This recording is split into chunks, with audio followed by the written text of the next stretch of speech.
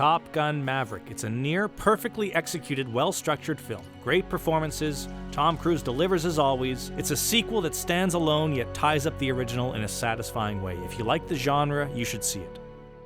This movie starts almost exactly like the original, but that's fine because it's so awesome. Boss crew doing boss shit with big machines in yellow light. So Maverick has this cool plane that he flies, but uh-oh, there's a problem. They're shutting us down. No, they're not, because I'm gonna fly to 10. So he flies to 10. And then for no reason at all, he decides to fly more than 10. And that's how he blows up the government's $300 million plane. But he's not even done. After he blows up the plane, he has the fucking balls, to visit the hardworking, tax-paying suckers who financed the plane. And then he just takes a glass of water. For free! This water symbolizes all of the places in America that don't have clean, potable water, because building Maverick a plane so he could make wreckage was a priority. Water's brown. Water is nasty. Oh yeah?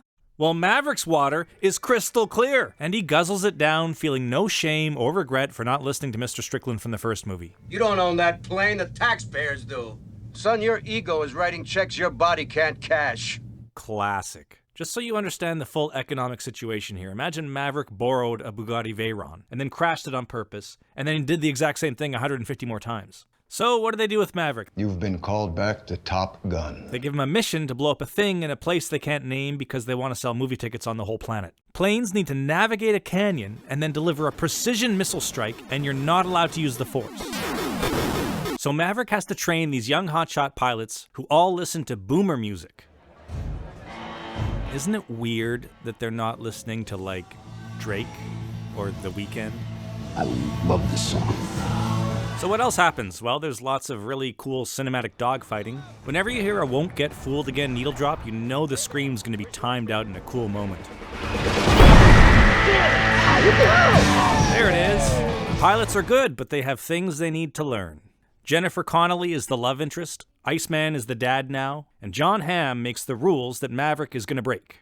There's good dramatic conflict between these characters, and also with these characters, and also with these characters, and also with these characters, and also these two get along in every scene. But the main conflict is between these guys.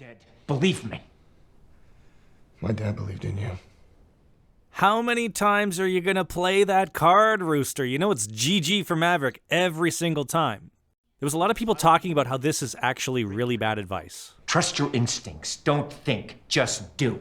And sure, it's terrible advice in reality, but movies don't take place in our universe. This movie happens in a universe where taking the right kind of risk with bold intuition is what saves the day. Where you can be so special that military orders are just suggestions. And where it's okay for women to assault men just for fun.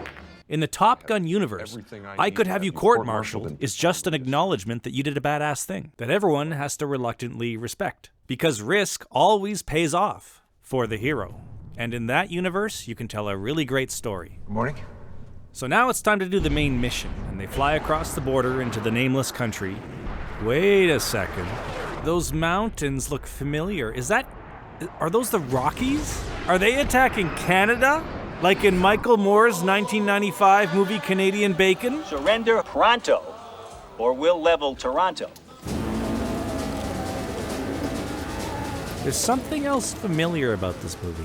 There's a time to think, and there's a time to act. And this, gentlemen, is no time to think. Don't think. Just do. Don't think. Just do. You told me not to think! And the stakes are raised once again as the focus goes from can they do the mission to can they get out. And the ending is good. But if you think about it, none of this ever happened. Even in the universe of the movie. Because at Mach 10, the airspeed temperature is, according to NASA, hotter than lava. And since this isn't a universe where people go swimming in lava, I assume, Maverick died in the plane wreck. The entire movie after that point is a fantasy that takes place inside Maverick's head during the last few seconds of his life, because his biggest regret was not reconciling his relationship with Rooster. Hoped he'd forgive me. And that is why the millennials are listening to boomer music. because Maverick is too old to know any Drake or The Weeknd songs. All right. Top Gun Maverick flies too fast and dies. As he should have, because flying to Mach 10.4 was stupid. He wrecked the plane. And the water.